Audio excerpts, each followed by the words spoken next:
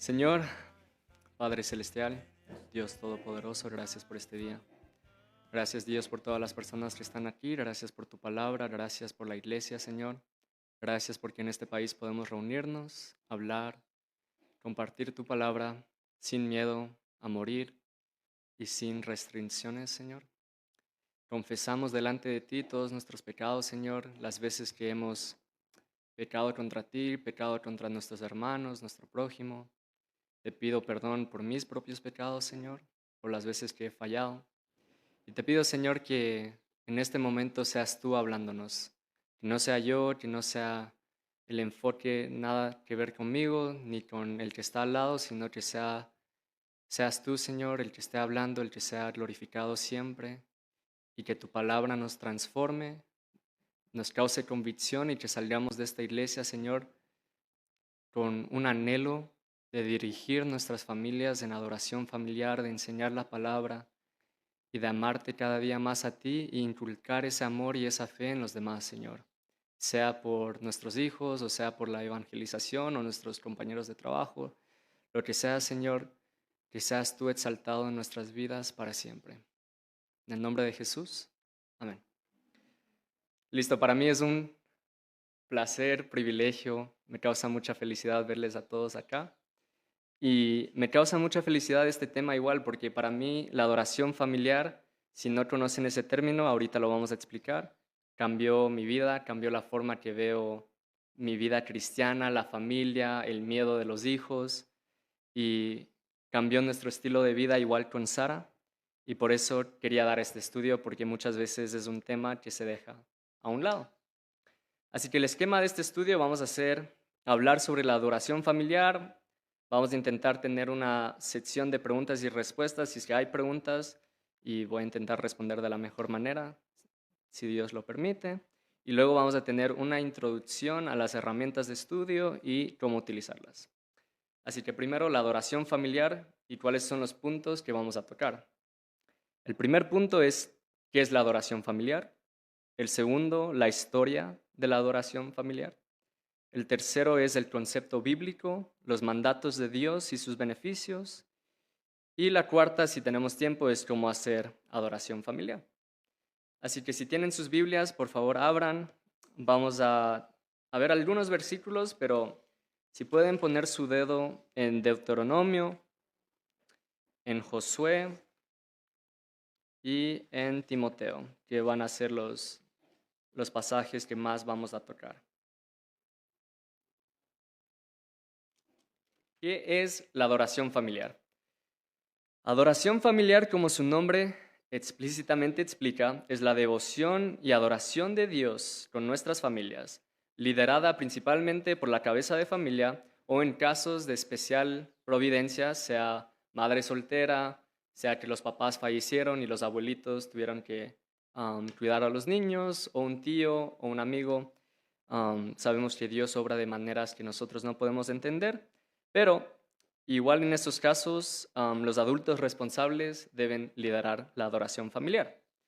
Así que básicamente la adoración familiar significa leer las escrituras, cantar a Dios y orar. La adoración familiar no es una recomendación, sino es un mandato de Dios. Y vamos a leer Deuteronomio capítulo 6, versículos 4 al 7. Versículo 4 dice, Oye Israel, Jehová nuestro Dios, Jehová uno es, y amarás a Jehová tu Dios de todo tu corazón y de toda tu alma y con todas tus fuerzas. Y estas palabras que yo te mando hoy estarán sobre tu corazón, y las repetirás a tus hijos y hablarás de ellas estando en tu casa y andando por el camino y al acostarte y cuando te levantas. Y las atarás como una señal en tu mano y estarán como frontales entre tus ojos. Y las escribirás en los postes de tu casa y en tus puertas. Tenemos que notar que el versículo 5 y el 6 dice que debemos cultivar primeramente nuestra relación personal con Dios. Nuestro corazón debe amar a Dios y sus preceptos. Debemos conocer de Dios y las doctrinas de la Biblia. Es necesario que la cabeza de cada familia ame a Dios y que tomen la iniciativa de guiar a sus familias en los caminos del Señor y cuidar de las almas que Dios les delegó. Estas palabras yo te mando hoy estarán sobre tu corazón. Así que la primera pregunta que nos podemos hacer como cabezas, como hombres, es que amamos de verdad a Dios. Tenemos estas palabras no solo en nuestra mente, sino de verdad aquí, para compartirlas no solamente con nuestros hijos, sino con las personas que se nos cruzan. Así que esa es la adoración familiar. Leer las escrituras, cantar a Dios, orar. Es que las cabezas de familia tomen la iniciativa de inculcar a sus hijos o a las personas en su casa la adoración hacia Dios. Vamos al segundo punto, la historia de la adoración familiar. Y para eso vamos a ir a una referencia en el Antiguo Testamento, que es Josué, capítulo 24, versículos 14 al 15. Listo, versículo 14 dice, ahora pues temed a Jehová y servidle con integridad y en verdad, y quitad de entre vosotros los dioses a los cuales sirvieron vuestros padres al otro lado del río y en Egipto, y servid a Jehová. Y si mal os parece servir a Jehová, escogeos hoy a quién sirváis, si a los dioses a quienes sirvieron vuestros padres cuando estuvieron al otro lado del río, o a los dioses de los amorreos en cuya tierra habitáis. Pero yo y mi casa serviremos a Jehová. Así que 3 puntos importantes que vemos en este pasaje. Número 1, los hijos siguieron el mismo patrón de sus padres. La idolatría de dioses ajenos fue pasado de una generación a otra. Y eso vemos en nuestra sociedad hoy en día. Los hijos de padres incrédulos van a ser hijos incrédulos. Y los hijos de padres cristianos, si los guías en los caminos del Señor, van a ser cristianos. El segundo punto, servir al Señor es una decisión que debe tomar cada individuo en su mente, corazón y con las fuerzas de su alma. Es necesario dejar atrás tu pasado, tu crianza, si no está alineada a la Biblia, obviamente, tus tradiciones, si no se alinean a la Biblia, es necesario dejar todo eso atrás y enfocarse en la meta que es seguir a Jehová. Para estas personas era necesario dejar atrás sus dioses ajenos. Era necesario dejar atrás todo lo que sus padres los habían enseñado. Es necesario dejar atrás sus tradiciones para servir al Señor. El tercer punto también aquí en este pasaje es que la decisión de liderar una casa hacia el Señor fue hecha por Josué, el hombre, la cabeza de la familia. La iniciativa debería siempre ser de la cabeza del hogar. El hombre es el sacerdote de la casa y Dios lo juzgará por todo lo bueno o lo malo que haya hecho con su familia. Para los hombres que están aquí, los que están casados, los que no están casados, los que tienen hijos, no tienen hijos, el día de nuestra muerte no queremos tener cosas de que arrepentirnos, y una de las cosas de las cuales no queremos arrepentirnos para nada es no haber compartido la palabra de Dios con nuestros hijos, de no haber hecho adoración familiar, de simplemente dejar que las horas y los días pasen y ni siquiera abrir la Biblia y orar con ellos. Así que esa es la referencia que tenemos de la adoración familiar en el Antiguo Testamento. Ahora vamos a ir al Nuevo Testamento. Y para eso vamos a 2 de Timoteo y vamos a leer versículos 4 y 5 del primer capítulo. Deseando verte, al acordarme de tus lágrimas para llenarme de gozo, trayendo a la memoria la fe no fingida que hay en ti, la cual habitó primero en tu abuela Loida y en tu madre Eunice, y estoy seguro que en ti también.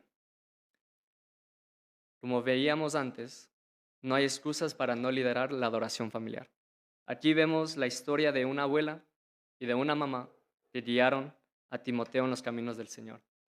Se debe siempre haber iniciativa. El segundo punto también que vemos aquí es que Dios bendice a los hijos de creyentes con bendiciones del nuevo pacto. Extiende su promesa hacia ellos, les permite experimentar y ver la obra del Espíritu Santo, les permite compartir con la familia de fe, les bendice con la palabra de Dios y ofrece bendiciones condicionales hacia ellos. Dice, la misma fe que hubo en la abuela estuvo también en la madre y está seguro que también está en el hijo. Los hijos de los creyentes tienen bendiciones que los hijos de no creyentes no tienen. Tienen la palabra de Dios, tienen padres que los llevan a la iglesia, tienen la predicación de la palabra cada domingo y experimentan del Espíritu Santo capaz, no internamente, pero de manera exterior al ver su obra en los demás en la iglesia. Y eso es algo que debemos agradecer a Dios y reconocer que nuestros hijos son diferentes a los hijos del mundo y que ellos tienen un camino que seguir y son los caminos del Señor. Y Dios promete extender hacia ellos la promesa del nuevo pacto, como podemos leer en Hechos. Ahora, seguimos en la historia de la adoración familiar y vamos a los puritanos. Para los que no sepan quiénes son los puritanos, pueden buscarlo en internet. Estoy seguro que Randy también los puede explicar o yo les puedo explicar después quiénes eran. Pero vamos a leer una sección que escribió Joe Beeke. Los puritanos veían la adoración familiar tan fundamental que excluirían a un hombre de la comunión, eso significa la cena del Señor, si no dirigía a su familia en la adoración. La adoración familiar es la base de la crianza de los hijos. A medida que avanza la adoración familiar, así también irá la familia. Los puritanos pensaban que la adoración familiar era la columna vertebral de la sociedad. Aquí tenemos otro artículo que dice: los pastores puritanos ayudaban a las familias. Primero, predicando sobre este tema. Segundo, escribiendo libros sobre la adoración familiar y libros devocionales útiles para la adoración familiar. Tercero, escribiendo catequismos sencillos o promoviendo un catequismo oficial. Y cuarto, visitando a cada familia en la iglesia y catequizando, enseñando a los niños la palabra de Dios. Los padres a menudo invitaban al ministro a una comida, después de lo cual el ministro dirigía la adoración familiar, y las visitas pastorales responsabilizaban a los padres al revelar el nivel de conocimiento de sus hijos y también modelaban lo que debería ser la adoración familiar. Es importante que los ancianos, los pastores de la iglesia, modelen esto. Tercero, los conceptos y mandamientos bíblicos. Para eso vamos a leer 2 de Timoteo. Ahí estábamos, capítulo 3, 14 y 15. Versículos 14 y 15. 14. Pero persiste tú en lo que has aprendido y te persuadiste, sabiendo de quién has aprendido, y que desde la niñez has sabido las sagradas escrituras, las cuales te pueden hacer sabio para la salvación por la fe que es en Cristo Jesús. La enseñanza de las sagradas escrituras comienza desde niño. El segundo punto es que hay que exponer a los niños a la Biblia y debemos enseñarles las doctrinas que se encuentran desde Génesis hasta Apocalipsis. Para mí ha sido una bendición tan linda ver a niños de 6 años, 8 años, cuando les preguntas sobre la Trinidad, cuando les preguntas sobre qué es la fe, qué es la justificación, ellos pueden darte una respuesta bíblica y clara. ¿Y cuál es la diferencia? Simplemente lo han ido escuchando día a día. Lo escuchan cada domingo. No se les excluye de la predicación de la palabra, sino que se les incluye para que ellos también puedan disfrutar de las sagradas escrituras. ¿Por qué? Porque si le excluyes a un niño de escuchar la palabra de Dios, ¿qué estás haciendo? Dice que la palabra de Dios puede hacerte sabio para la salvación por la fe. Es por medio de la predicación de la palabra que un niño se va a salvar o un crédulo se va a salvar. Así que es importante exponer a los niños a la predicación de la palabra de Dios. Podemos leer Isaías 54:13, que habla del mismo tema. Isaías 54:13 dice: y todos tus hijos serán enseñados por Jehová, y se multiplicará la paz de tus hijos. El Señor está en medio de la enseñanza de su palabra en el nuevo pacto. Tenemos la palabra de Dios. Cada vez que abrimos esta Biblia, habla Dios. Cada vez que alguien se sube a predicar, si tiene buena doctrina y es fiel a las Escrituras, no habla esa persona, sino habla Dios. Y el versículo dice: y todos tus hijos serán enseñados por Jehová. La única manera que los hijos van a ser enseñados por Dios es que si los expones a las escrituras diariamente. La segunda promesa que vemos aquí es que la palabra de Dios trae bienestar a tus hijos. Se multiplicará la paz de tus hijos. El bienestar de tu familia depende de tu relación con Dios y depende de cuánto te dedicas a estudiar la Biblia y a enseñar la Biblia. Solo el Evangelio trae paz. Los niños pueden venir todos los días a la iglesia, pueden escuchar la palabra de Dios todos los días, pero solo tener fe en Jesucristo trae paz. El bien mayor que debe desear cada padre o cada esposo hacia su esposa es la paz que trae el Evangelio de Cristo. Y eso solo puede suceder si diariamente les estás lavando con la palabra. ¿Qué dice la palabra de Dios?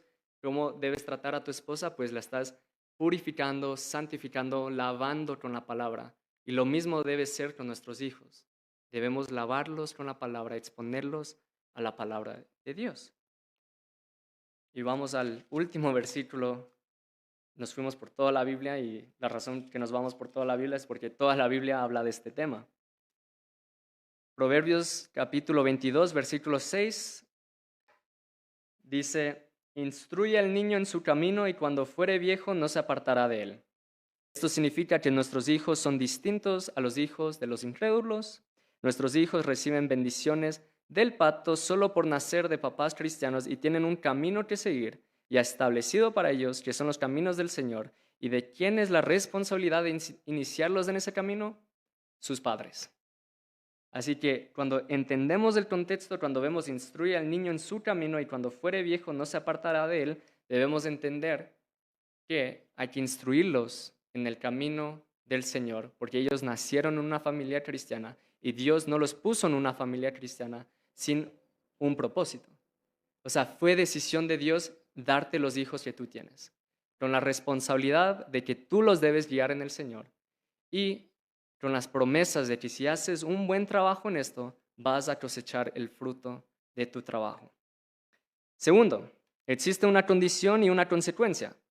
Dios nos permite ser partícipes y ser el medio que Él utiliza para la regeneración y la salvación de tus hijos. Tú eres el principal medio que Dios va a utilizar para la vida espiritual de tu hijo. No es el pastor, eres tú. No son las profesoras de la escuela dominical, eres tú.